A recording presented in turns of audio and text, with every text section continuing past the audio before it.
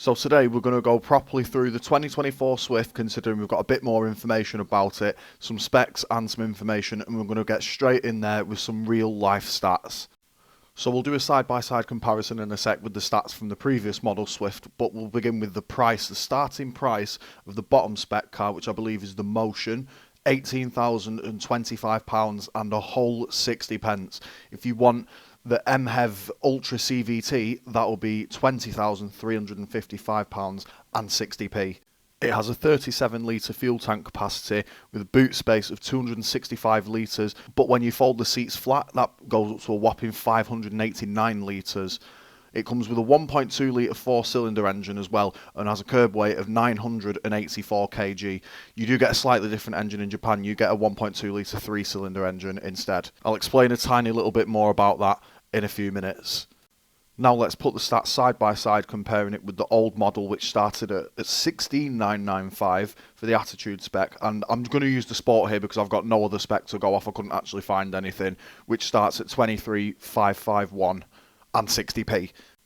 Pretty sure it's got the exact same fuel tank with 37 litres. The boot space is slightly smaller, 246 litres and 579 litres when you fold it flat. So they've gone up about 10-15 litres there with the new model.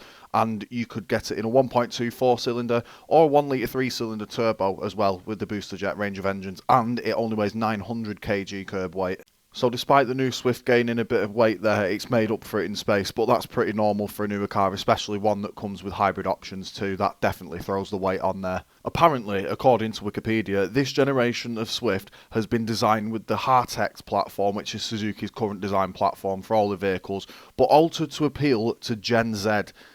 It actually says this on Wikipedia.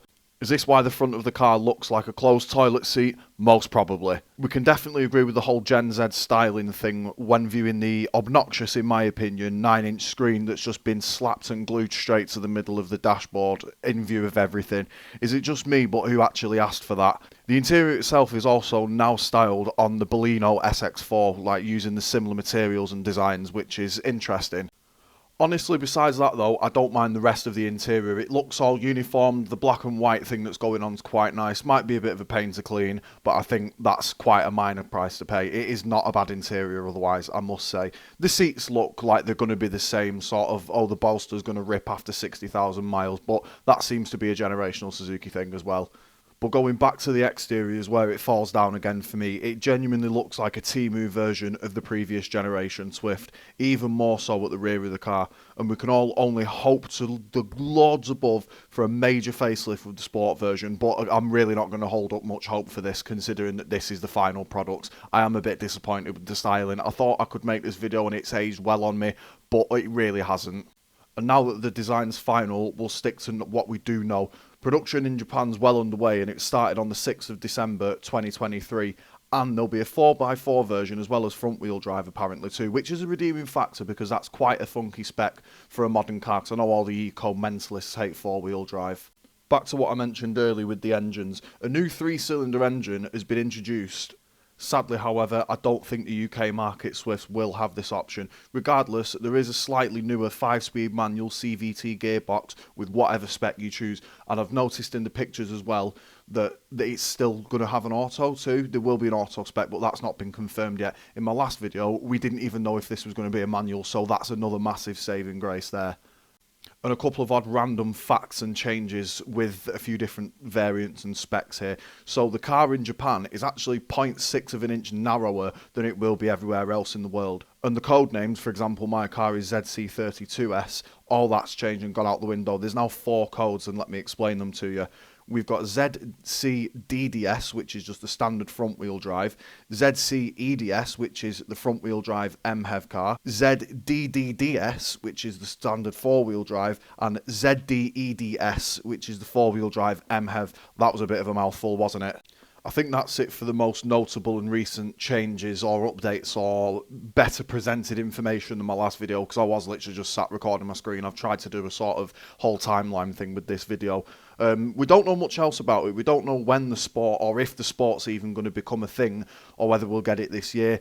Who only knows? We have no idea about wheels. We can see the diamond cuts in these pictures that I've presented here, but we have no idea about what will come with the standard specs or any more information like that. The information's still buried under the carpet at the moment.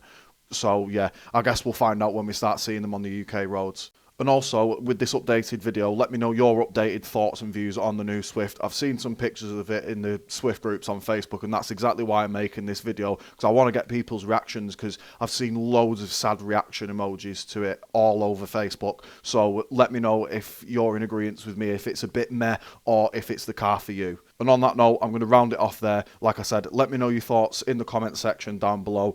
And if there's any information or any corrections, then please feel free to put those in the comments as well. Because again, all the information's a bit all over the shop with this. So yeah, if you found anything different, let me know. Thanks for watching. Take care, and I'll see you all very soon.